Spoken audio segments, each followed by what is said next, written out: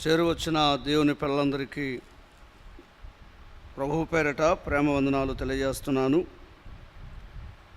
దైవ గ్రంథములో నుండి యాకోబు రాసిన పత్రిక మొదటి అధ్యాయం 23వ వచనం నుండి చదువుకుందాం. ఎవడైనను వాక్యమును వినువాడయుండి దాని ప్రకారము ప్రవర్తింపనివాడైతే వాడు అద్దములో తన సహజముఖమును చూచుకుని మనుషుని పోలి ఉన్నాడు. వాడు తన్ను చూచుకొని అవతలికి పోయి తానెట్టివాడో వెంటనే మరచిపోవును కదా. అయితే స్వాతంత్రము నిచ్చు సంపూర్ణమైన నియమములో తేరిచూచి నిలకడగా ఉండువాడెవడో వాడు విని మరచువాడు కాక క్రియను చేయువాడునయుండి తన క్రియలో ధన్యుడగును. ఎవడైనను నోటికి కళ్ళెము పెట్టుకొనక తన హృదయమును మోసపరుచుకొనుచు భక్తి గలవాడనని అనుకొనిన ఎడల వాని భక్తి వ్యర్థమే. తండ్రైన దేవుని ఎదుట పవిత్రమును నిష్కలంకమునైన భక్తి ఎదనగా దిక్కులేని పిల్లలను విధవరాండ్రను వారి ఇబ్బందిలో పరామర్శించుటయు ఇహలోక మాలిన్యం తనకంటకుండా తన్ను తాను కాపాడుకొనుటయు నే. ప్రార్థన చేద్దాం. ప్రేమ కలిగిన ప్రియ తండ్రి, గొప్ప దేవుడా, మీకు స్తోత్రములు చెల్లిస్తున్నాం. మరొక మారు మీ సన్నిధిలో ఇలాగున తీసుకుని వచ్చిన కృపను బట్టి స్తోత్రములు. చేరి వచ్చిన స్థానిక సంఘమును బట్టి స్తుతిస్తున్నాం. చక్కగా పాడుటకై మీరు కృప చూపారు. చదవబడిన లేఖన భాగములు జ్ఞాపకము చేసుకోండి నైనా. మీ వాక్య సహాయము చేత, మీ ఆత్మ చేత మాతో మాట్లాడమని ప్రార్థన చేస్తున్నాం. నిలబడిన దాసుని ఖాళీ చేయండి, మరుగు చేయండి. సొంత ఆలోచనలు కాకుండా మీరు మాట్లాడి మీ వాక్యము చేత మమ్మను బలపరచుమని ప్రార్థిస్తూ ఉన్నాం. సంఘమును దీవించండి, క్షమాభివృద్ధి కలిగించండి. లేఖన భాగములు దాసుని మీ కనికరం గల హస్తాలకు అప్పగిస్తూ ఉన్నాం. మీరే సహాయము చేయమని, ఈ వాక్యము ద్వారా అనేకులు మేలు పొందినట్లుగా కృప చూపమని ప్రభువైన అయిన యేసుక్రీస్తు నామమున ప్రార్థించి స్తుతించి వేడుకొనుచున్నాము తండ్రి. ఆమెన్. మంచిది ప్రియులారా, దైవ గ్రంథములో నుండి యాకోబు రాసిన పత్రిక మొదటి అధ్యాయం 23 నుండి చివరి దాకా మనం చదువుకున్నాం. పోయినసారి బైబిల్ స్టడీలో 23వ వచనములో కొన్ని సంగతులు నేర్చుకున్నటకై ప్రభు మనకు సహాయం చేశాడు. అపొస్తలుడైన యాకోబు గారు 23వ వచనములో దేవుని వాక్యాన్ని అద్దముతో పోలుస్తూ ఉన్నాడు. అద్దము ఎలాంటిదంటే మన సహజ ముఖములో ఉన్న లోపాలు చూపిస్తుంది. అలాగున ఆత్మీయ జీవితంలో దేవుని వాక్యమును విని వాటి ప్రకారము జీవించనప్పుడు మనం ఎలాగున జీవించాలో, ఎలాగున నడవాలో దేవుని వాక్యము సూటిగా నాతో నీతో మాట్లాడుతూ చూపిస్తుంది. చలమారులు మన బాహ్యముఖమును కూడా అద్దము ద్వారా మనము తేటగా పరిశీలించుకుంటాం. మానవుని యొక్క బలహీనత ఏంటంటే అద్దము దగ్గర ఉన్నప్పుడు తన ముఖాన్ని చూచుకుంటాడు. అక్కడి నుండి వెళ్ళిపోయిన తర్వాత మరచిపోతాడు. అలాగే విశ్వాస జీవితంలో కూడా దేవుని వాక్యాన్ని విన్నప్పుడు లోపాలు కనబడుతుండగా సరిచేయబడడానికై వాక్యం అనే అద్దము చూపిస్తూ ఉండగా పరిశీలించుకొని సరిచేసుకుంటే ఎంతో క్షేమం ఉంది. కానీ అక్కడి నుండి వెళ్ళిన వెంటనే హెచ్చరికను, దిద్దుబాటును మరిచిపోతాడు. దేవుని వాక్యం ఎప్పుడైనా మన జీవితాలకు మేలు కోరేది, బాగు చేసేది, పవిత్రతలోనికి తెచ్చేది, అది మనం నిలబెట్టేది. అందుచేతనే ఈ వాక్యమైనటువంటి అద్దము దగ్గరికి లేక గ్రంథము దగ్గరికి వచ్చినప్పుడు మన లోపాలు చూపించబడినప్పుడు సరిచేయబడాలి, పశ్చాత్తాపడాలి. మన జీవితాన్ని కఠినపరుచుకోకుండా సరిచేసుకునే వాక్య ప్రకారం జీవించాలి. అలాంటి వారు ధన్యులైతారని గ్రంథము చెబుతుంది. ఒక మాట చదువుకుందాం. ప్రకటన గ్రంథం 1వ అధ్యాయం 3వ వచనాన్ని చాలాసార్లు చదువుతాం, మరొకసారి గమనిద్దాం. సమయము సమీపించినది కనుక ఈ ప్రవచన వాక్యములు చదువువాడును వాటిని విని ఇందులో వ్రాయబడిన సంగతులను గైకొను వారును ధన్యులు. ఎవరైతే దేవుని వాక్యాన్ని విని గైకొని వాటి ప్రకారము జీవిస్తారో వారు ధన్యులుగా చేయబడుతారు. దేవుని గ్రంథములో మనం చూస్తున్నాం.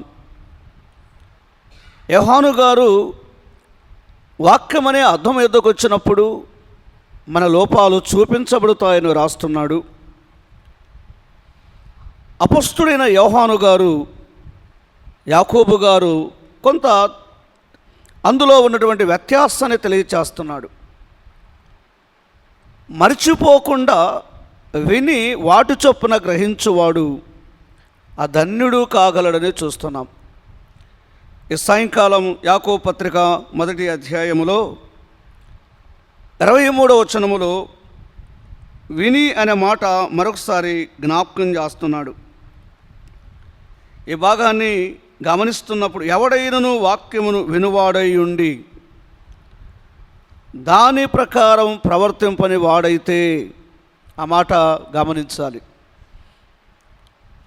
దేవుని మాట ప్రకారం ఎవరైతే వింటారో వారి దేవుడు ఆయన సన్నిధిలో తన మహిమ కోసమై నిలబెట్టుకుంటాడు. ఇలా వాక్య ప్రకారం విని ఎవరైతే జీవిస్తారో వారు నిలబడుతారు. దేవుని వాక్యం మన జీవితాలకు ఒక హెచ్చరికను ఇస్తుంది. వాక్య ప్రకారం విని, ఉదాహరణకు యేసుక్రీస్తు ప్రభు ఈ లోకములో ఆయన ఒక ప్రత్యేకమైన దృశ్యాన్ని ముందు పెట్టాడు. ఒక వ్యక్తి విశ్వాస జీవితంలో స్థిరుడుగా పడిపోకుండా నిలబడాలంటే, వాక్య ప్రకారము జీవించాలంటే ఒక ఉదాహరణ చెప్పాడు. దేవుని గ్రంథంలో చూడండి, మత్తయి సువార్త 7వ అధ్యాయం దయతో 24వ వచనాన్ని గమనించండి. మత్తయి సువార్త 7వ అధ్యాయం 24వ వచనం. మత్తయి సువార్త 7వ అధ్యాయం 24వ వచనంలో, నా మాటలు విని వాటి చొప్పున చేయు ప్రతివాడును. కాబట్టి ఈ పోలి ఎవరు జీవిస్తారని గమనిస్తే, వాక్య ప్రకారం ఎవరైతే జీవిస్తారో వారు విని వారు బండనే క్రీస్తునే పునాది మీద స్థిరులుగా నిలబడగలరు. అక్కడ మనం గమనిస్తే 2 ఇళ్ళు కనబడుతున్నాయి. ఒక గృహము బండ మీద కట్టబడి ఉన్నది, మరొక గృహం ఇసుక మీద కట్టబడి ఉన్నది. వాటి చొప్పున చేయు ప్రతివాడు నిజముగా తాను స్థిరుడుగా ఉండగలడు, వారే ధన్యుడు అని గమనించాలి. కాబట్టి ప్రియులరా, యాకోబు పత్రికలో ఆలోచిస్తూ ఉండగా 1వ అధ్యాయం 23వ వచనములో అద్దము వాక్యానికి సంకేతం. మనలో ఉన్న లోపాలు చూపిస్తుంది, మన జీవితాన్ని సరిచేస్తూ ఉన్నట్టుగా చూస్తున్నాం. అలాగైతే ఇది పోయినసారి కొద్దిగా ఆలోచిస్తూ వచ్చాం. 24వ వచనములో వాడు తను చూచుకొని అవతలికి పోయి తాను ఎట్టివాడు వెంటనే మరిచిపోవును గదా. ఇదే సమస్య. అద్దము దగ్గరికి వెళ్ళినప్పుడు తన సహజముఖం చూపించబడినప్పుడు నిజంగా ఆ అద్దము నుండి బయటికి వెళ్ళిన తర్వాత మరిచిపోతున్నాడు. ఆయన వాక్యము చేత దర్శింపబడుతున్నప్పుడు సరిచేయబడిన వాడు మేలు పొందుతున్నాడు, లోపాలు చూపించినప్పుడు దిద్దుకున్నవాడు ప్రయోజనం పొందుతున్నాడు, కానీ వెంటనే దాటి వెళుతున్నాడు. అది నీ ఆత్మీయ జీవితానికి ప్రయోజనము లేదు, మేలు కలిగించదని గమనించాలి. ఒక స్థిరుడుగా నీవు నిలకడగా నిలబడాలంటే వాక్య ప్రకారం వాటి చొప్పున జీవించినప్పుడు నీ జీవితంలో ఒక ఆత్మ సంబంధమైన మేలును పొందుతావు. లేఖన భాగాలలో మరొక మాట గమనించాలి. 25వ వచనములో అయితే స్వాతంత్రమునిచ్చు సంపూర్ణమైన నియమములో తేరి చూచి నిలకడగా ఉండువాడెవడో వాడు విని మరుచువాడు కాక. మరి ఎవరు స్థిరులుగా ఉంటున్నారు, ఎవరు నిలకడగా ఉంటున్నారు, ఎవరు వాక్య ప్రకారము జీవిస్తున్నారు అని గమనిస్తే మరలా దాస్యమనే కాడి క్రిందకి వెళ్ళకుండా వాక్య ప్రకారము జీవించువాడు నిలకడగా ఉంటాడు. ఈ మాట గమనించాలి. ప్రభువును అంగీకరించినప్పుడు వాక్య ప్రకారము జీవించని కాలములో, అపవాది సంబంధులుగా ఉన్న కాలములో పాప దాసత్వములో ఉన్నవారం. అందులో నుండి విడిపించబడ్డాం.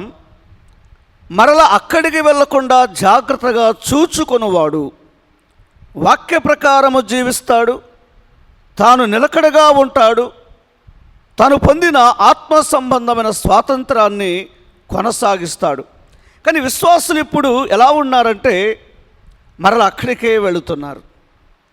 ఆ మాట చూడండి, గలతీయులకు రాసిన పత్రిక 5వ అధ్యాయం మొదటి వచనం చూడండి. గలతీయులకు రాసిన పత్రిక 5వ అధ్యాయం మొదటి వచనం. మీకు స్వాతంత్రము అనుగ్రహించి ఆయన మనలను స్వతంత్రులుగా చేశాడు. వాస్తవంగా యోహాను సువార్త 8:34లో పాప దాసత్వములో ఉన్నప్పుడు మనం స్వతంత్రులము కాదు. ఎప్పుడైతే విడిపించబడ్డామో, విడుదల పొందామో, స్వతంత్రులుగా చేయబడ్డాం, తన సొత్తుగా చేయబడ్డాం, తన వారసులుగా చేయబడ్డాం, తన కుమారులుగా చేయబడ్డాం. ఈ భాగ్యమును ప్రభు మనకిచ్చాడు. అయితే చాలా మారులు విశ్వాసం చేస్తున్న పొరపాటు ఏంటంటే కొత్తగా జన్మించిన వాడు కూడా మరలా అక్కడికే వెళుతూ ఉన్నాడు. పేతురు ఒక ఉదాహరణ చెప్పాడు. కుక్క వాంతికి చేసుకొని మరి ఏం చేస్తుంది, మరలా అదే తినడానికి వెళుతుంది. అందుకే పాప దాసత్వం నుండి విడిపించబడిన మీరు సంపూర్ణంగా పరిపూర్ణంగా ప్రభు కొరకు జీవించాలంటే మరలా మీరు ఆ దాస్యమనే కాడి క్రిందికి వెళ్ళకూడదు. ఈ మాటలే యాకోబు గారు రాస్తూ, ఎవరైతే దాస్యమనే కాడి క్రిందికి వెళ్ళకుండా ఆ విషయంలో ప్రత్యేకత కలిగి ఉంటారో వారు నిలకడగా ఉంటారు అన్నాడు. ఇక్కడ నిలకడగా ఉంటాడంటే ఒక సత్యం మనకు అర్థమవుతుంది. తేరి చూచి నిలకడగా ఉండువాడెవడో వాడు విని మరుచువాడు కాక అని చూస్తున్నాం. అంటే దేవుని వాక్యమును అలక్ష్యము చేయకుండా, నిర్లక్ష్యం పెట్టకుండా, విని వాటి చొప్పున గైకొని గ్రహించి సాగిపోవాడే మరిచిపోవాడు కాక కదలని వాడుగా ఉంటాడు. ఈ మాట గమనించాలి. మనము స్వతంత్రులుగా చేయబడ్డాం, కుమారులుగా చేయబడ్డాం, వారసులుగా చేయబడ్డాం. మరలా దాస్యమనే కాడి క్రిందికి వెళ్ళకూడదు. చాలాసార్లు మనము స్థిరులుగా ఉండలేకపోతున్నాం.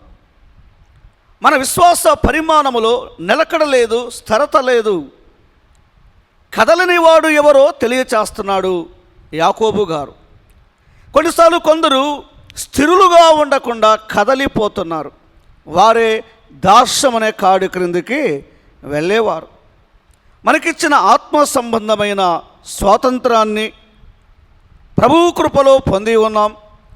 దానిని మనము గట్టిగా పట్టుకొని మన యాత్ర జీవితంలో ముందుకు సాగిపోవాలి. కానీ మరలా మన పూర్వ జీవితానికి వెళ్ళి ఆత్మ సంబంధమైన నష్టాన్ని పొందకూడదని తెలియచేస్తున్నాడు. ఆ మాటలే దేవుని గ్రంథములో మరొకసారి చూడండి.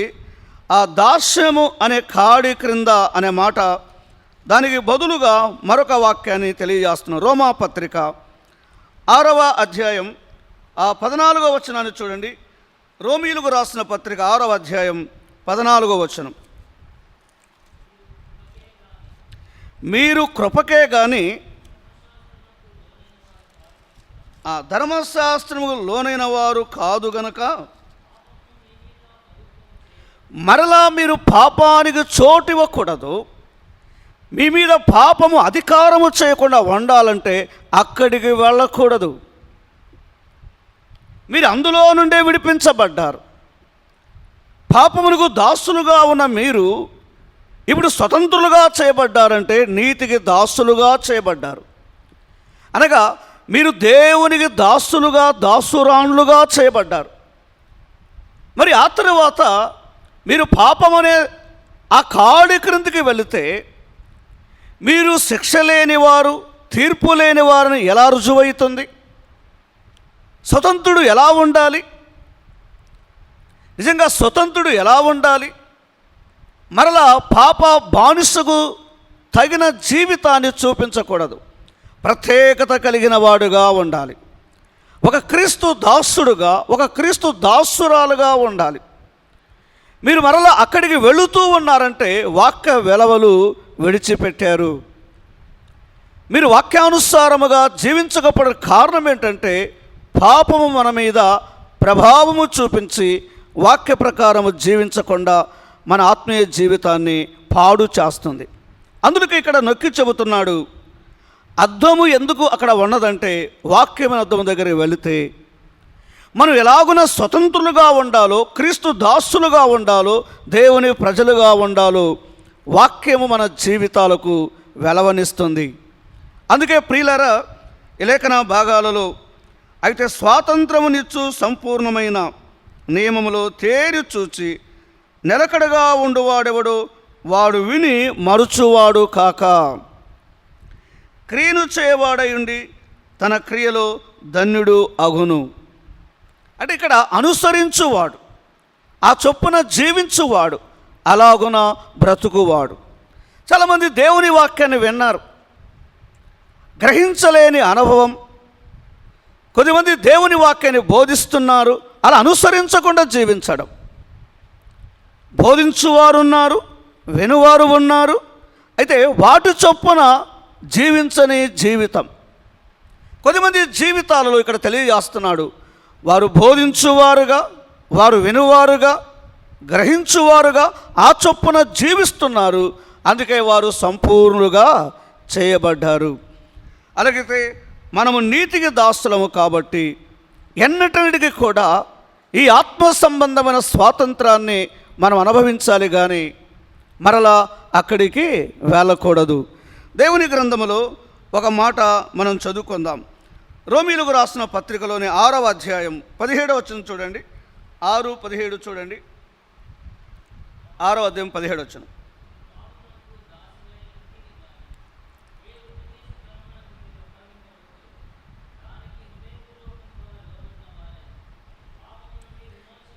ఇలాగున ఎవరు జీవించగలరంటే లోబడిన వారు, వాక్యమును వినువారు లోబడువారే కదా. వీరు దేవుని మాటను వినువారుగా, నడుచుకునేవారుగా, జీవించువారుగా ఉన్నట్టు చూస్తున్నాం. నిజంగా నీతికి దాసులుగా ఉన్నవారు, వాక్య చొప్పున బ్రతుకువారు, వీరు వినువారు. దైవ చిత్తానికి విరుద్ధముగా వారికి ఏమీ కూడా చేయరు. వారు వినువారు మాత్రముగానే ఉంటారు. అందుకే వారు లోబడుతారు. దేవుని మాట ఎప్పుడైతే నువ్వు వినలేదో, లోబడలేదో, నీ ఆత్మీయ జీవితంలో నువ్వు తిరస్కరించిన వాడవై, నిర్లక్ష్య స్వభావం కలిగిన వాడవై ఆ చొప్పున జీవించలేకపోతున్నావు. మరి విమోచింపబడిన ప్రజలు, నీతికి దాసులుగా చేయబడిన ప్రజలు, వారిని గురించి ఇక్కడ యాకోబు గారు చెబుతున్నారు. వారు వినువారై సంపూర్ణంగా చేయబడి ధన్యులుగా జీవిస్తారు. సరే ప్రియులరా, ఇక్కడ 25వ వచనములో మనకిప్పుడు ధర్మశాస్త్రము నుండి ఒక విడుదల కలిగినట్టు అర్థమవుతుంది. స్వాతంత్రం అంటే విడుదల కదా, ఒక శత్రువు చేత నుండి విడిపించబడినట్టు. నిజంగా ఈ స్వాతంత్రము లేనప్పుడు మన పాపం మనల్ని ఎలా చూస్తుంది? నువ్వు శిక్షకు తగిన వాడవు, ధర్మశాస్త్రం అంతే కదా. ఏమంటుంది? ఇదిగో నీ పాపానికి శిక్ష ఉన్నది, నీ పాపానికి మరణం ఉన్నది, నీ పాపానికి తీర్పు ఉందని ధర్మశాస్త్రం చెబుతుంది. అంటే మనం స్వతంత్రులుగా చేయలేకపోయినది ధర్మశాస్త్రం. ధర్మశాస్త్రము కంటే శ్రేష్టమైన వాడు మనల్ని స్వతంత్రులుగా చేశాడు, తన ప్రజగా చేశాడు. కలిసి బైబిల్ గ్రంథములో ఒక మాట చదువుకుందాం. అపొస్తలుల కార్యాల గ్రంథం 15వ అధ్యాయం 10వ వచనం చూడండి. 15:10 చూడండి.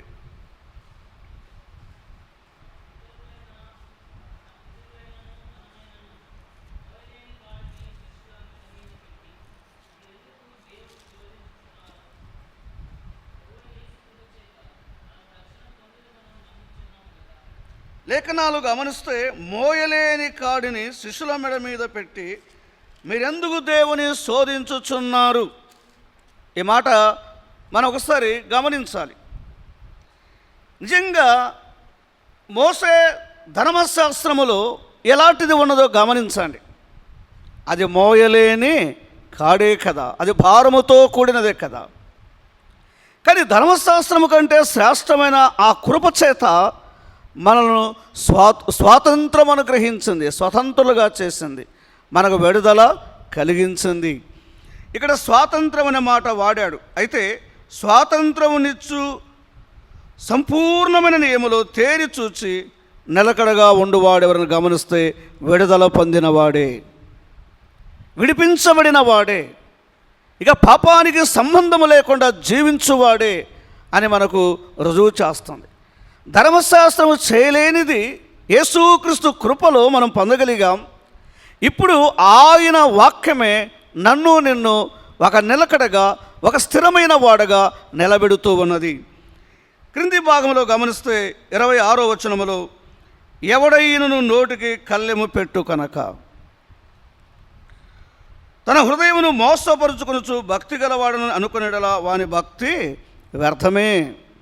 చాలాసార్లు విశ్వాసులు నిలకడగా ఉన్నట్టు కనబడుతున్నారు, విశ్వాసము కలిగి ఉన్నట్టు కనబడుతున్నారు, పరిశుద్ధులుగా ఉన్నట్టు కనబడుతున్నారు, సాక్ష్యం ఉన్నట్టు కనబడుతున్నారు, చాలా భక్తి కలిగిన వారుగా కనబడుతున్నారు. నోరు జాగ్రత్త లేదు. ఆ విషయం యాకోబు గారు రాస్తున్నారు. మనం నిజముగా ఆయన శిష్యులమైతే, ఆయన పిల్లలమైతే మన నోరు కూడా జాగ్రత్తగా పెట్టుకోవాలి. నోటికి కళ్ళెము చాలా ప్రాముఖ్యం. అంటే ఒక గ్రేస్ కంట్రోల్కు రావాలి, కృప పాలన క్రిందికి రావాలంటే మన యొక్క నోరు కూడా అదుపులో పెట్టుకోవాలి. దీని విషయమే బహు జాగ్రత్తగా ఉండాలి. దేవుని గ్రంథములో ఒక మాట మనం చదువుకుందాం. చాలా మారులు ఆ మాట మనం చూస్తూ ఉంటాం. ఇంకొకసారి ఆ భాగాన్ని మనం దయతో చదువుకుందాం. చూడండి, కీర్తన గ్రంథాలలో అనేక సార్లు ఆ మాట మనం చదువుతూ ఉంటాం. మరొకసారి ఆ భాగాన్ని చదువుకుందాం. 39వ కీర్తన మొదటి చరణం చదవండి. నా నాలుకతో పాపము చేయకుండానట్లు నా మార్గములను జాగ్రత్తగా చూచుకొందును. భక్తిహీనులు నా ఎదుటనున్నప్పుడు. నిజంగా కీర్తనాకారుడి యొక్క అనుభవాన్ని చూడండి. భక్తిహీనుల మధ్యలో నువ్వు కలిగి ఉండవలసిన ప్రవర్తన, నీ నోరు జాగ్రత్తగా ఉండాలి. చాలాసార్లు మన నోటికి కళ్ళెము లేనప్పుడు నోటికి చిక్కము అన్నాడు. అంటే అది కంట్రోల్ చేస్తుంది. ఒక దేవుని ఆధీనములో ఉండాలి. భక్తిహీనులకు చోటివ్వకుండా, పాపానికి చోటివ్వకుండా, పవిత్రతకు తావుండాలంటే ఈ చిక్కము అనగా ప్రభు ఆధీనములో ఉండుట ప్రయోజనకరం. మన నోరు అదుపులో ఉండాలి. చాలామంది ఆ నోటితోనే ప్రభును స్తుతిస్తారు, ఆ నోటితోనే ప్రభును ఘనపరుస్తారు, ఆ నోటితోనే ప్రభును గురించి గొప్పగా చెబుతారు, ఆ నోటితోనే ఒక సహోదరిని ఒక సోదరిని మెప్పుగా మాట్లాడుతారు. అదే నోటితోనే అసూయ చేత మత్సరము చేత కాని మాటలు మాట్లాడుతాం. విశ్వాసి తగుమాత్రంగా జీవించాలంటే మన నాలుకను మన నోటిని ఆ ఆధీనములో ఉంచుకోవాలి. అలాగే ప్రార్థన చేద్దాం. ప్రభువా, నేను ఏమి మాట్లాడాలో, నేను ఏది మాట్లాడకూడదో నన్ను మీ ఆధీనములో ఉంచుకండి. ఈ భాగములో ఆయన రాస్తున్నాడు, యాకోబు గారు, చాలా అమూల్యమైన విషయమే. ఎవడైనను నోటికి కళ్ళెము పెట్టుకొనక. ఒకవేళ నీవు అనుభవానికి రాకపోతే, నువ్వు భక్తి గలవాడవని చెప్పుకొన్నా, నువ్వు పైకి భక్తి గలవాడుగా కనబడినా దేవుని ఎదుట నీ భక్తి వ్యర్థమే. కొన్ని మారులు నీ నోటితో ప్రభును చాలా మంచి మంచి ఆ పలుకుల చేత నువ్వు పొగడవచ్చు, కానీ నీ నాలుక నీ నోరు నిజంగా ప్రభుకు మహిమకరంగా ఉన్నదా, లేకపోతే నిన్ను నీవే మోసపరుచుకుంటావు. అంటే ఈ నాలుక అనేది కూడా, ఈ నోరు కూడా మనం ఒక అపవిత్రమైన జీవితానికి తీసుకుని వెళుతున్నట్టు, ఒక కంట్రోల్ లేకుండా చేస్తున్నట్టు వాక్యములో మనకు స్పష్టంగా అర్థమవుతుంది. 26వ వచనములో ఎవడైనను అన్నాడు, నోటికి కళ్ళెము పెట్టుకొనక. ఇక దేవుని ఆధీనము లేకుండా వెళ్ళిపోతాడు. ఆయన ఆధీనములో ఉండాలి, ఆయన స్వాధీనములో ఉండాలి. మన భక్తిని కాపాడుకోవాలి, మన పవిత్రను కాపాడుకోవాలి. నిర్లక్ష్య వైఖరి ఉండకుండా ఉండాలంటే దావీదు వలె మనం అదుపులో ఉండడం మంచిది. భక్తిహీనుల మధ్య నిజంగా నోటికి కళ్ళెం పెట్టుకోవడం అంటే మౌనంగా ఉండడమే కదా. ఏం బ్రదర్? మనం మౌనముగా ఉండిపోవడం, ఏమి మాట్లాడాలో ఏమి మాట్లాడకూడదో ఈ విషయాలలో దేవుని పిల్లలు జాగ్రత్తగా ఉంటే వారి హృదయానికి, వారి అంతరంగానికి, వారి పవిత్ర జీవితానికి నష్టం కలగదు, కానీ వారు మేలు పొందువారుగా ఉంటారు. అందుకే కీర్తనాకారుడు ప్రార్థన చేస్తున్నాడు. ఈ విషయంలో యాకోబు గారు బోధకులను గురించి రాస్తూ ప్రత్యేకంగా వారిని హెచ్చరిస్తూ ఉన్నాడు. దయతో చూడండి, 3వ అధ్యాయములో మనం గమనిస్తూ ఉన్నప్పుడు 3వ వచనం చదవండి. గుర్రములు మనకు లోబడికై నోటికి కళ్ళెము పెట్టి వాటి శరీరమంతా త్రిప్పుదురు కదా. ఒక ఆధీనం అనేది మనకు అర్థమవుతుంది. ఒక యజమానికి లోబడినట్లుగా, విధేయత చూపునట్లుగా, అంటే ఆయన అధికారాన్ని అగౌరవపరచకుండా జీవించాలంటే, ఈ విషయములో దేవుని ఆధీనములో ఉండాలంటే మనము జాగ్రత్తగా ఉండవలసిందే. లేకపోతే నువ్వు మోసపరచబడుతావు అన్నాడు. కానీ కొన్ని మార్లు భక్తి గలవాడని అనుకునేడలా ఈ జీవితం కలిగి వాని భక్తి వ్యర్థమే కదా అన్నాడు. దేవుని గ్రంథములో ఒక మాట దయతో మనం చూద్దాం. మనందరికి తెలిసిన మాటనే, చాలాసార్లు ఆ భాగాన్ని మనం చదువుతూ ఉంటాం. దయతో ఇంకొక మారు ఆ వచనాన్ని మనం చదువుకుందాం. 1 తిమోతి 6:3 చూడండి. ఎవడైనను మన ప్రభువు అయిన యేసుక్రీస్తు యొక్క హితవాక్యములను దైవభక్తికి అనుగుణమైన బోధను అంగీకరింపక భిన్నమైన బోధను ఉపదేశించిన ఎడలా అన్నాడు. ఇలాగున భక్తిని గూర్చిన విషయాలు తిమోతి పత్రికలో చాలా సందర్భాలలో రాస్తూ ఉన్నాడు. దైవభక్తి, ఇలా భక్తిని గూర్చిన సంగతులు ఆయన తెలియచేస్తూ ఉన్నాడు. 6వ వచనంలో ఆ సంతుష్టి సహితమైన దైవభక్తి, ఇది గొప్ప లాభ సాధనం. నీ భక్తికి ఆటంకము కలగకూడదు, నీ భక్తికి లాభం ఉండాలంటే ఈ విషయంలో నువ్వు జాగ్రత్త పడాలి. చాలాసార్లు పైకి భక్తి గలవారుని చెప్పుకున్నా నోరు జాగ్రత్త లేదు, అవునా కదా? అదే నోటితోనే పాడుతాం, దానితోనే మనము ప్రభువును గొప్ప చేస్తాం, మరలా కంట్రోలు తప్పుతాం. అందుకే 26వ వచనములో యాకోబు గారు మన నోటి విషయంలో కూడా మనము జాగ్రత్త కలిగి ఉండాలని, అంటే హెచ్చరించకూడదని కాదు, గద్దించకూడదని కాదు, క్షేమము కోసమై, మేలు కోసమై, ప్రయోజనము కొరకై గద్దించేది వేరు. ఇది వ్యక్తిగత జీవితంలో మాట్లాడుతున్నాడు.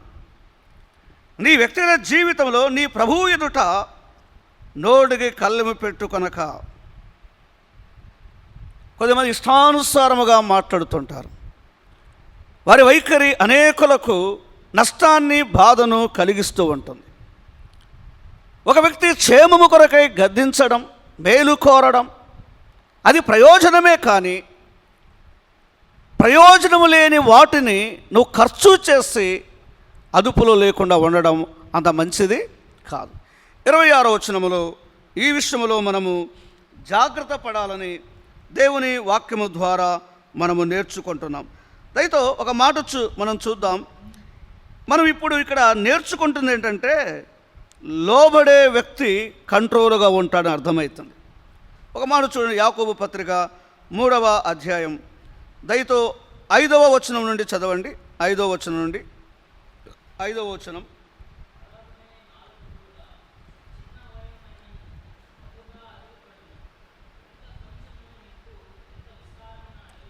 నిజంగా ఇది సమస్యకు కూడా గురి చేస్తుంది. సమస్యలు లేని వాటిలో సమస్యలు తెచ్చి పెట్టేది ఈ నాలుక. 3వ అధ్యాయం 3 నుండి 12 వచనాలలో ప్రత్యేకంగా బోధకులను గురించి రాస్తూ, నా సహోదరులారా అంటూ, మీ నాలుకను జాగ్రత్తగా ఉంచండి, మీరు అదుపులో ఉంచకండి అని యాకోబు గారు హెచ్చరిస్తూ రాశాడు. ఎందుకు ఇలాగున తెలియచేస్తూ ఉన్నాడంటే, చాలాసార్లు అదిరిపడేది నాలుక, అవును కదా. నిజంగా అవయవాలలో అది కంట్రోలు కాని భాగం. దాని గురించి ఏమన్నాడు? చిచ్చు పెట్టేది అన్నాడు. ప్రతి స్థానిక సంఘములో, ప్రతి కుటుంబములో చిచ్చు పెట్టేది, సమస్య తెచ్చేది, నష్టాన్ని కలిగించేది ఇదే. కాబట్టి ఒక పరిమితము కలిగి ఉండాలి. ఏమి మాట్లాడాలో, ఏమి మాట్లాడకూడదో ఆ విషయాలు మన నాలుకను కూడా మనం కంట్రోల్ చేసుకోవాలని ఆ దేవుని దాసుడు తెలియచేస్తూ ఉన్నాడు. ఈవేళ ఈ విషయంలో దయతో మనం జాగ్రత్త పడదాం. ఎవడైనను అన్నాడు, నోటికి కళ్ళెము పెట్టుకొనకంటే. కరోనా కాలములో అందరూ ఏం పెట్టుకున్నారు కదా. నీకు నిజంగా అది పెట్టుకొనకపోతే నేను వ్యాధిగ్రస్తుడనవుతాను, అంటువ్యాధి వస్తుంది, నా జీవితంలో కోలుకలేని సమస్యకు గురవుతానని భయపడ్డావు. నీ ఆత్మీయ జీవితంలో నీ నాలుకకు చిక్కం పెట్టుకోవడం అంటే మాట్లాడకుండా ఉండడమే కదా, మౌనముగా ఉండడమే కదా, కాని విషయాల్లో చొరబడకుండా ఉండడమే కదా. నీ భక్తికి భంగము కాకుండా ఉండాలంటే మన నాలుకను, మన నోటిని ఏం చేయాలి? కంట్రోల్ చేయాలి. మీరు చాలాసార్లు గమనించండి, దీన్ని ఎవరు కంట్రోల్ చేయలేకపోతున్నారు. కొద్దిమంది స్టార్ట్ చేశారంటే ఇంకా వాళ్ళు ఏమేం చెప్తున్నారో తెలియదు. నిజంగా నీ నోటి ద్వారా నువ్వు మాట్లాడుతున్న మాటలు రుచికరంగా ఉన్నాయా? ప్రయోజనకరంగా ఉన్నాయా? ఉభయకరంగా ఉన్నాయా? మంచిదే. కాబట్టి ఏమి మాట్లాడాలో, ఏమి మాట్లాడకూడదో ఆ విషయాలు ఇక్కడ మనకు స్పష్టంగా అర్థమవుతున్నాయి. నేను కొన్ని విషయాలు చెప్పి ముగింపు చేస్తాను. దయతో మరొకసారి 26వ వచనం చదవండి. యాకోబు పత్రిక 1వ అధ్యాయం 26వ వచనం.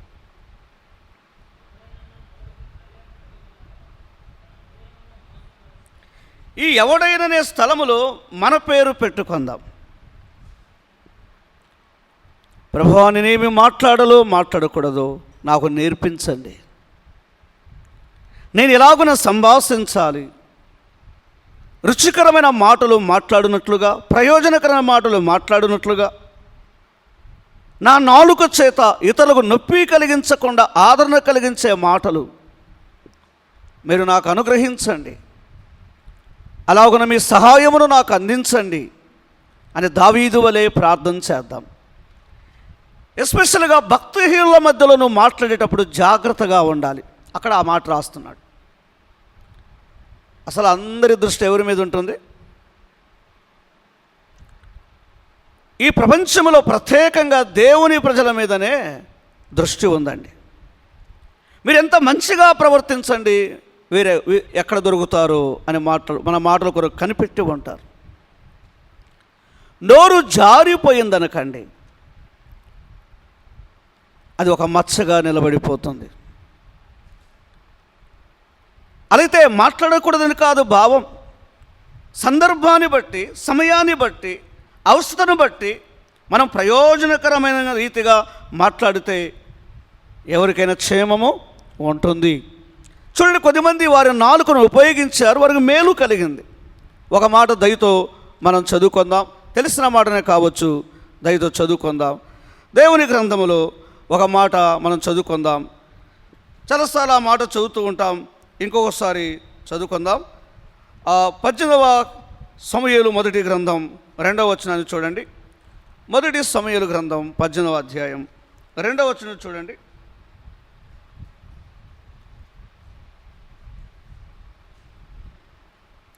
సమూయేలు రాసిన మొదటి గ్రంథం 18వ అధ్యాయం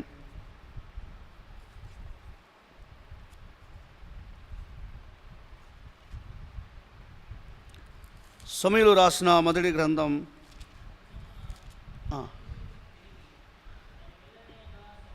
దావీదు సౌలుతో మాట్లాడుట చాలించినప్పుడు యోనాతాను హృదయము దావీదు హృదయముతో కలిసిపోయెను.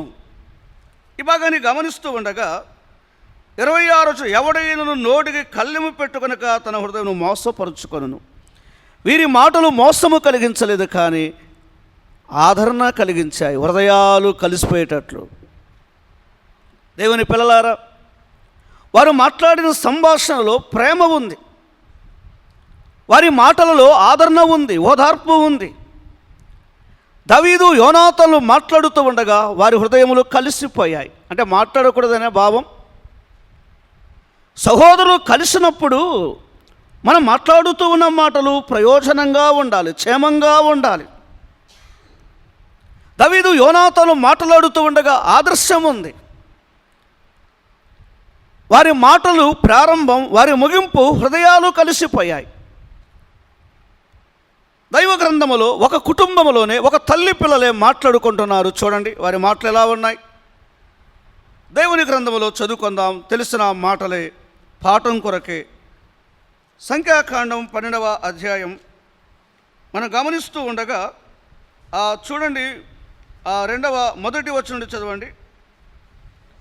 మోసే కూషు దేశపు స్త్రీని పెళ్లి చేసుకుని గనుక అతడు పెళ్లి చేసుకున్న ఆ స్త్రీని బట్టి ఎందుకు మన నాలుకను కంట్రోల్ పెట్టుకోవాలనుకున్నాడంటే అది కొన్నిసార్లు విరోధముగా కూడా మాట్లాడుతుంది. వారి సహోదరుడే. వాస్తవంగా మోసే స్థానము వేరు, అహరోను మిరియాముల స్థానము వేరు. ఇక్కడ ఇంకొక సత్యాన్ని కూడా గమనిస్తే, అసలు మిరియాము ఆమె స్థానము స్త్రీ స్థానము, ఆమె మౌనముగా ఉండాలి, అవునా కదా? లేఖన భాగాలలో మోసే స్థానము వేరు, వారి స్థానము వేరు, కానీ వారు దైవజనునికి విరోధముగా మాట్లాడిరి. నిజంగా ఒక భక్తిహీనులు మాట్లాడితే దానికి ఒక రీతిగా మనం ఆలోచించినప్పుడు వారికి భక్తి లేదు, వారు దేవుని పట్ల భయము లేని వారని మనం భావించవచ్చు. భక్తి కలిగిన వారే విరోధముగా మాట్లాడుతున్నారు. అసలు ఎందుకు మాట్లాడవలసి వచ్చింది? వారి నాలుకను ఎందుకు ఆధీనములో పెట్టుకోలేకపోయారు? దైవికంగా ఎందుకు ఆలోచించలేకపోయారు? భక్తి కలిగిన వారే కదా. అహరోను మిరియాములకు పైకి భక్తి గలవారే, కానీ తమ సహోదరుడి విషయములో వారు నోరు జారారు. విరోధముగా మాట్లాడిరి. వారు మాట్లాడుకుంటుండగా దేవునికి వినబడ్డాయి. దేవుని పిల్లలారా, భక్తి కలిగిన వారమే, ప్రార్థనాపరులమే, ఆరాధికులమే, ప్రసంగికులమే కానీ మన నాలుక అదుపులో లేకుండా మన సహోదరులను బట్టి, సోదరులను బట్టి ఎటుపడితేటు మాట్లాడుకుంటున్నామా? ఈ విషయాలలోనే జాగ్రత్తగా మన నాలుకను ఉంచుకోవాలి. అసలు ఎందుకు మాట్లాడుకున్నారు? వారి సహోదరుడే కదా. వారు ఎందుకు అలా మాట్లాడవలసి వచ్చింది?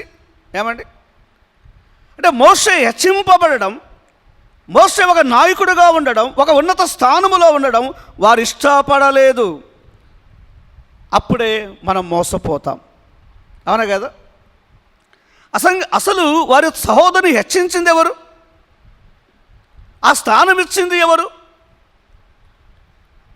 ఇలాంటివే మన ఆత్మీయ జీవితంలో మోసానికి నడిపిస్తాయి, గొప్ప నష్టానికి కలిగిస్తాయి ప్రియులారా.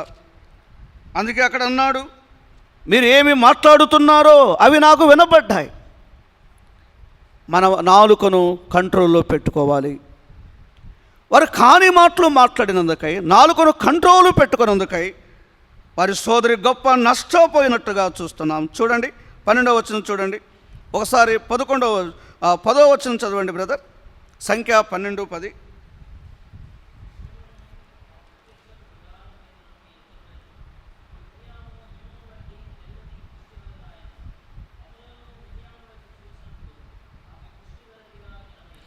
ప్రియులరా, కాని మాటలు మన ఆత్మీయ జీవితానికి గొప్ప నష్టాన్ని కలిగిస్తాయి.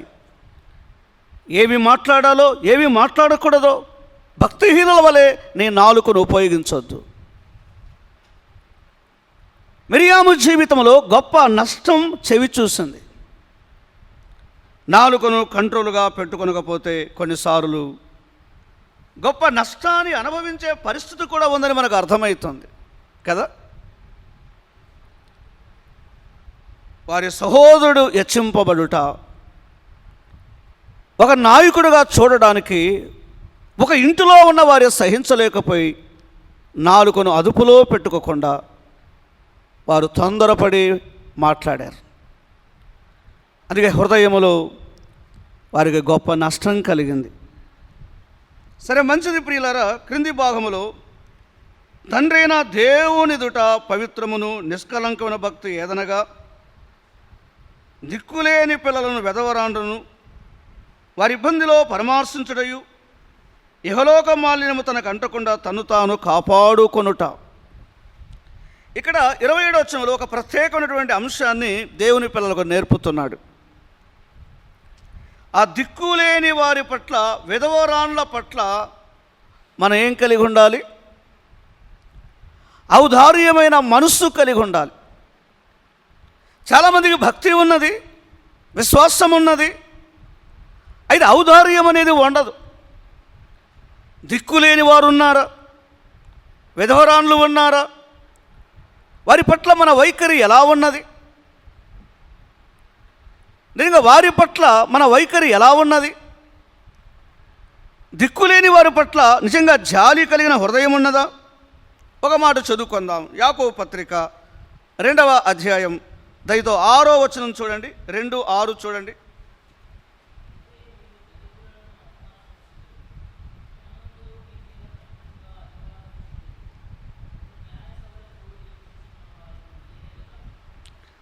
లేఖనాలు గమనిస్తూ ఉండ, అయితే మీరు దరిద్రులను అవమానపరుచుదురు, ధనవంతులు మీ మీద కఠినముగా అధికారము చూపుదురు. ఈ మాట పేదల పట్ల మనం ఎలాంటి మనస్సు కలిగి ఉన్నాం? నిజంగా పేదల ఎడల మన హృదయం ఎలా ఉన్నది? ఇవాళ చాలామందిని మనం గమనిస్తే విశ్వాసులే కానీ, భక్తి కలిగిన వారే కానీ, ప్రార్థనాపరులే కానీ, వాక్యోపదేశకులే కానీ తారతమ్యాలు చూపిస్తారు. అయితే దేవుని ఎదుట నిజమైన భక్తి ఏదనగా, పవిత్రత ఏదనగా, క్రీస్తు మనస్సు కలిగిన వారై జాలి పడడం, నిజంగా వారు అక్కర కలిగి ఉన్నారా?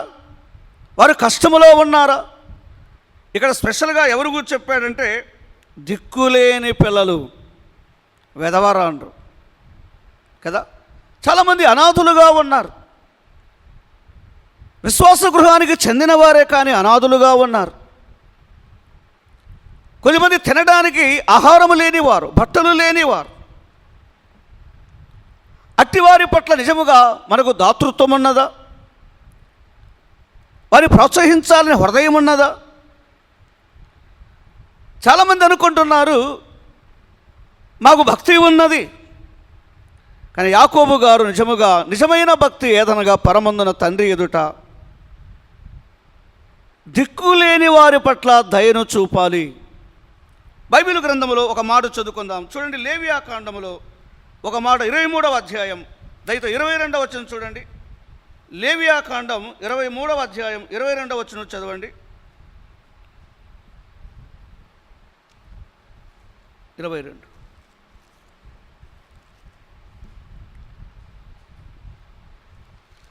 నిర్గమాకాండం 22, 23 చూడండి.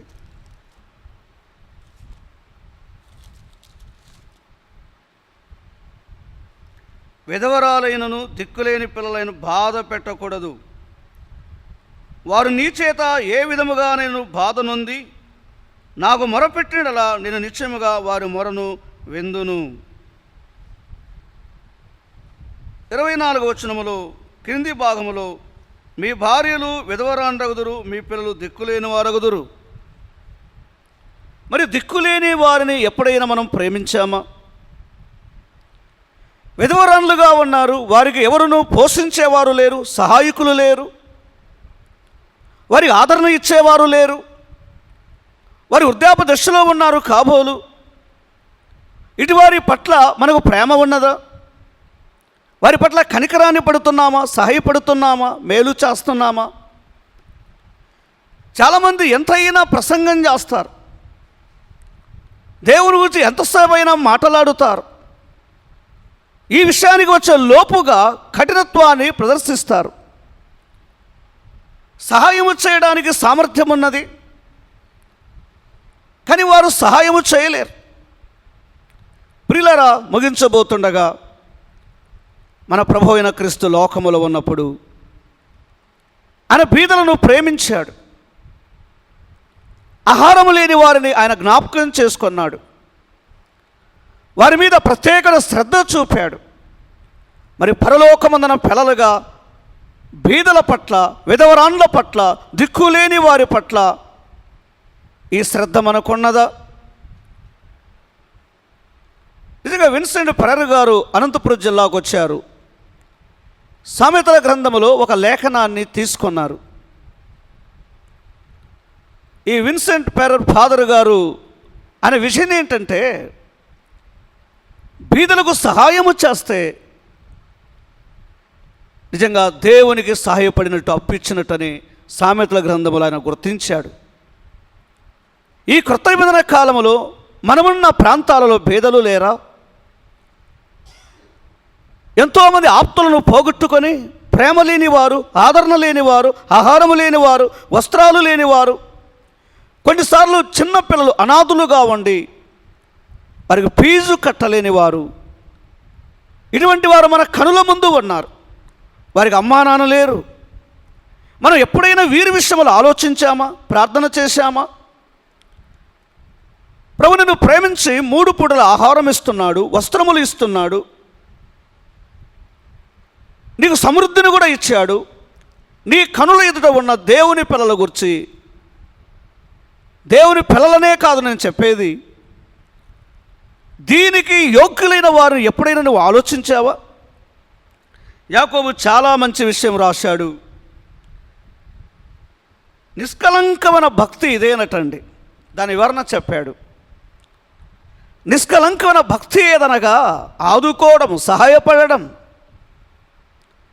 ఈనాడు కన్న తల్లిదండ్రులకి అన్నము పెట్టని పిల్లలుండగా మరి ఇంత త్యాగము మరొకరికి చేయగలరా? జార్జ్ ముల్లరు దైవజనులు, బ్రదర్ అండ్ ఫౌండర్, గొప్ప మిషనరీ, తన అనేక అనాథులను హక్కున చేర్చుకొని వారి కోసం ఒక ప్రత్యేక శ్రద్ధ తీసుకొని ఈ లోకములో నిష్కలంకమైన భక్తి తన జీవితం ద్వారా చాటించాడు. బీదలను ప్రేమించని చెప్పడం అది గొప్ప ప్రసంగముగా కనవచ్చు, కానీ క్రియారూపముందా? మన ఎదుట ఉన్నప్పుడు ఒక ₹1 హెల్ప్ చేయడానికి ఎంత కఠినంగా దాటి వెళుతాం. మన మధ్యలోనే దేవుని పిల్లలు ఉన్నారు, పేదలు ఉన్నారు, దిక్కులేని వారు ఉన్నారు. ఈవేళ సొంత తల్లిని తండ్రిని కూడా నాకు అక్కర్లేదని తరిమే పిల్లలు ఉన్నారు. విశ్వాసుల గృహములు ఇలాంటి వారు ఉంటే దేవునికి అవమానము కదా. లోకములో ఉన్న ప్రజలు ఎలాగైనా ఉండరు, కానీ మన సంగతి ఏంటి? దిక్కులేని వారి పట్ల ఔదార్యం ఉన్నదా? సహాయపడుతున్నామా? ఈ విషయంలో ఆలోచన చేద్దాం. నిజంగా ఈ లోకానికి ఒక రక్షణ సందేశాన్ని అందించకపోయిన మిషనరీ విన్సెంట్ ఫెరర్ గారు అనంతపురం జిల్లాకు ఎంత గొప్ప త్యాగం చేశాడు. కేవలం యేసుక్రీస్తులో ఉన్న భాగ్యం. మదర్ తెరెసా గారు కలకత్తా మురికివాడలో అనాథుల పట్ల, కుష్ఠరోగుల పట్ల ఆమె చేసిన త్యాగం. మన కనుల ముందు ఉన్న వారినే మనం చూసి దాటి వెళుతాం. దేవుని పిల్లలారా, మన చేతనంత వరకు ఈ విషయంలో కూడా మనం శ్రద్ధ తీసుకుందాం. ఇవి నా మాటలు కాదు, కానీ దేవుని వాక్యం తెలియచేస్తుంది. 2 మాటలు చదువుకొని మనం ముగింపు చేద్దాం. యేసు ప్రభు సంఘానికి ఇస్తున్న సవాలు, వీరి ఎడలో కూడా మన పరిచర్య ఉంది. వీరి మధ్యలో కూడా మనం సర్వీస్ చేయాలి. నశించే లోకానికి సువార్త. దేవుని ప్రజల మధ్యలో పేదలు ఉన్నారా, విధవరాన్లు ఉన్నారా, దిక్కులేని వారు ఉన్నారా, వారి ఎడల ప్రత్యేకమైన శ్రద్ధ, ఈ సత్క్రియను మనం చేద్దాం. సొంత బిడ్డలే తల్లిదండ్రులను అనాథులుగా వదిలిపెడుతున్నారు. జార్జ్ ముల్లర్ దైవజనుడు మనకెంత సవాలుగా మిగిలిపోయాడు. నిజంగా బైబిలును ప్రేమించటంలో 200 సార్లు మోకాలుండి చదువుతాడు. పేదలకు ఆహారం లేకపోతే పరమందున దేవుని వైపు చూసి మోకరించి, ఆహారం లేనప్పుడు వారికి ఆహారం అందునట్లుగా ప్రార్థన చేస్తాడు. డబ్బు లేకుండా, ధాన్యము లేకుండా అనేక అనాథులను తన విశ్వాసము ద్వారా ప్రభు వైపు చూస్తూ పోషించాడు. ఎంత ఆదర్శమైన మిషనరీ! మరి మన సంగతి ఏంటి? దయతో మరొకసారి ఆ మాట చదువుకుందాం. చూడండి, క్రింది భాగంలో 27వ వచనం, యాకోబు పత్రిక. టైం కూడా అయిపోయింది, చూడండి.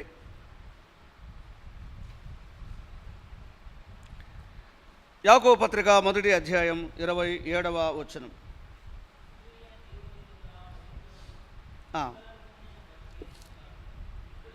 కాబట్టి ఇది నిష్కలంకమైన భక్తి. ప్రియులారా, ఇది చాలా నిర్మలమైనది, విశేషమైనది. మనము కూడా ఈ విషయంలో ఆలోచన చేద్దాం. దిక్కులేని పిల్లలు ఎడ్యుకేషన్ విషయంలో నిజంగా చాలా బాధపడేవారు ఉన్నారు. ప్రభువు మనం జ్ఞాపకం చేసుకున్నప్పుడు వారి గురించి మనం ఆలోచించాలి కదా. సంఘముగా, క్రైస్తవ పిల్లలుగా ఈ ఆలోచన మనం చేయాలి. దైవ గ్రంథములో మరొక చోట కూడా వ్రాయబడి ఉంది. ద్వితీయోపదేశ కాండం చూడండి, 10వ అధ్యాయం 18వ వచనం. ద్వితీయోపదేశ కాండం 10:18.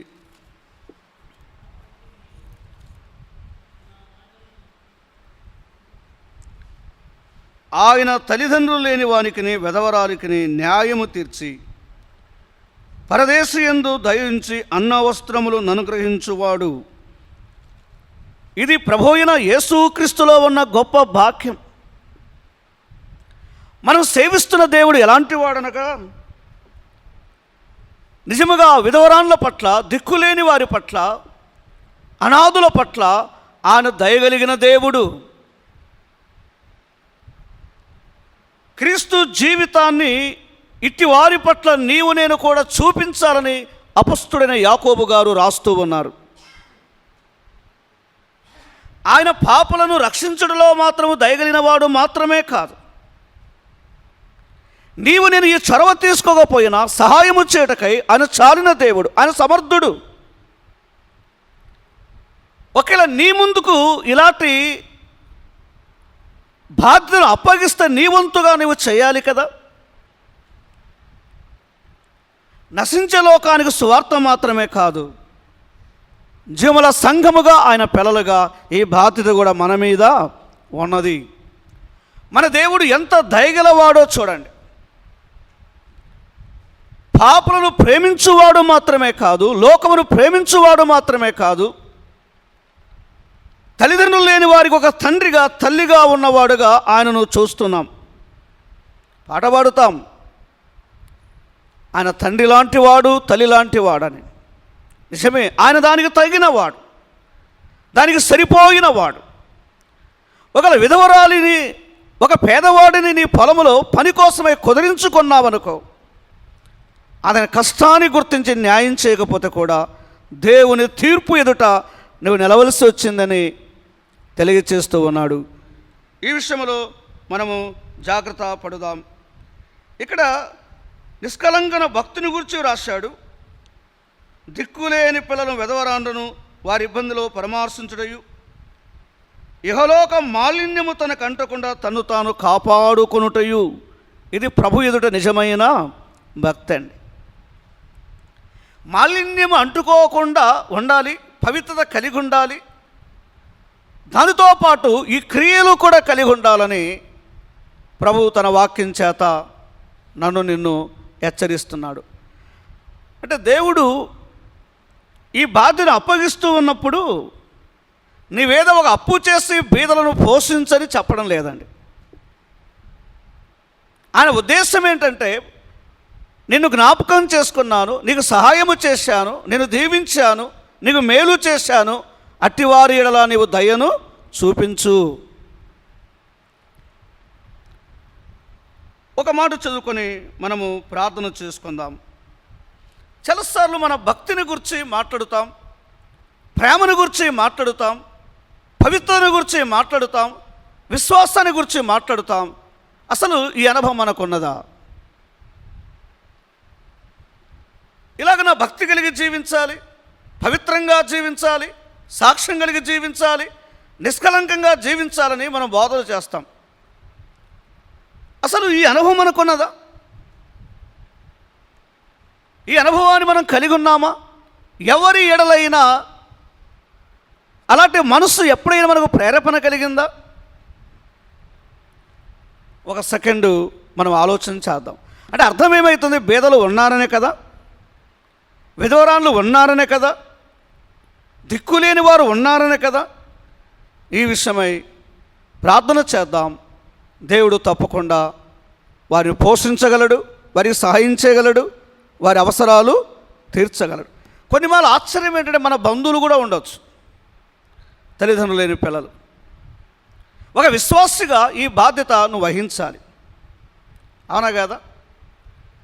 చరిత్రలో మనం చదివితే ఒక పేదవాడే శ్రీమంతుడై అనేకులను పోషించేవాడుగా ఉన్నట్టు కొద్దిమంది జీవితాలలో మనం చూడగలం. చాలా ఖచ్చితంగా చెప్పాడు. నిజంగా 6వ వచనం ఎందుకు రాశాడంటే, 2వ వచనం, ధనవంతులకు ఇచ్చిన ప్రాధాన్యత పేదలకు, దరిద్రులకు, దిక్కులేని వారికి విశ్వాసాలు ఇవ్వడం లేదని ఉద్దేశం. అంతే కదండి. యాకోబు పత్రిక 2:6 ఎందుకు తెలియజేస్తాడంటే, మీరు దరిద్రులను అవమానపరచుదురు, అట్టి వారి ఎడల మీ కఠినత్వం, మీ వైఖరి అని అక్కడ జ్ఞాపకం చేస్తున్నాడు. అంటే విశ్వాసులలో ధనవంతులు ఉన్నారు, పేదవారు కూడా ఉన్నారు అనే ఉద్దేశం. ఆ మాటలు 1వ అధ్యాయం 7 నుండి 9 వచనాలు కూడా తెలియజేశాడు. ధనవంతుడైన విశ్వాసి, పేదరికము కలిగిన సహోదరుడు అని. నువ్వు అతిశయపడకుండా ఉండగలిగినప్పుడే ఇది నువ్వు చేయగలవు. నువ్వు ఎప్పుడైతే అతిశయపడుతావో ఈ పనిని నీవు చేయలేవని అర్థమవుతుంది. అందుకే ఈ అనుభవాన్ని కలిగి మనము కూడా అప్పగించుకొని ప్రభువు మనస్సు కలిగి అట్టి వారి ఎడల మనము కూడా దయగలిగిన వారమై ప్రార్థన చేద్దాం, ప్రోత్సహిద్దాం, సహాయం చేద్దాం. ప్రసంగానికి మాత్రమే కాదు కానీ క్రియారూపంగా ఆదర్శంగా నీవు నేను క్రీస్తు మనస్సు కలిగి అలాగున సాగిపోటకై ప్రయత్నం చేద్దాం. దేవుడు ఈ చిన్న తలంపులు మన కొరకై దీవించును. ప్రేరేపింపబడిన వారు ప్రార్థన చేయండి. క్లుప్తదాయకముగా యాకోబు పత్రిక 1వ అధ్యాయం ముగించబడింది. 2వ అధ్యాయంలో ఆలోచన చేద్దాం. ప్రార్థన చేయండి.